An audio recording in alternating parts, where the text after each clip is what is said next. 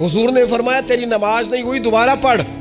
आप जब तक पूरी तरतीब से नमाज नहीं पढ़ते, रब की इबादत है ना, करीम भी बड़ा है ना, मेहरबान भी बड़ा है ना, गफूर भी बड़ा है, लेकिन अगर मुरत्तब तरीके से ना पढ़ो तो वो तो नमाज कबूल नहीं करता। नबी पाक सल्लल्लाहु ताला अलैहि वसल्लम के सामने आके एक शख्स ने नमाज पढ़ी, इबादत की है, आया है, झुका है, लेकिन इबादत भी बेतरतीबी नहीं, बेढंगी नहीं, गैर मुरत्तब नहीं, गैर मुनज़्ज़म नहीं, ऐसे नहीं कि जैसे मर्जी कर ली। उसने आके नमाज पढ़ी तो हुजूर ने उसको देखा और नबी पाक अलैहिस्सलाम ने फरमाया तेरी नमाज नहीं हुई, दोबारा पढ़। उसने दोबारा पढ़ी। यहाँ तो लोग नाराज हो जाते हैं। एक दफ़ा तालिब इल्मी की बात है, मैं एक जगह नमाज के लिए वज़ू कर रहा था, तो एक साहब ने वज़ू किया, बड़ी जल्दी में आए और जल्दी में वज़ू किया तो उनका एक टखना खुश्क रह गया।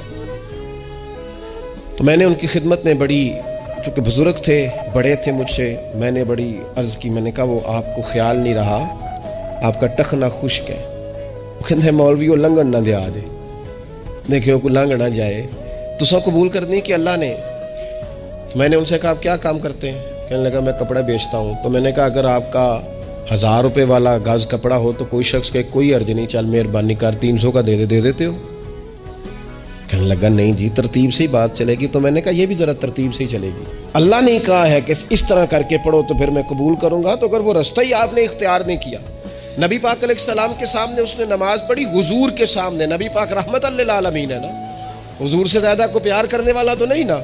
नबी पाक ने तो नहीं फरमाया चल मेरे सामने पढ़ी या तेरी कबूल ही कबूल है। हुजूर ने फरमाया तेरी नमाज नहीं हुई, दोबारा पढ़। उसने दोबारा पढ़ी। हुजूर ने फरमाया तेरी नमाज नहीं हुई, दोबारा पढ़। उसने 12 पढ़ी, 3 दफ़ा पढ़ी।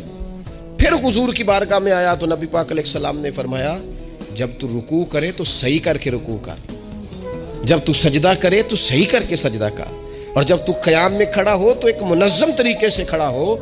फरमाई इस एतदाल, इस नज़्म व ज़ब्त से, इस तरतीब से नमाज पढ़, उम्मीद है खुदा के फजल पर कि वो तेरी इबादत को कबूल फरमाएगा।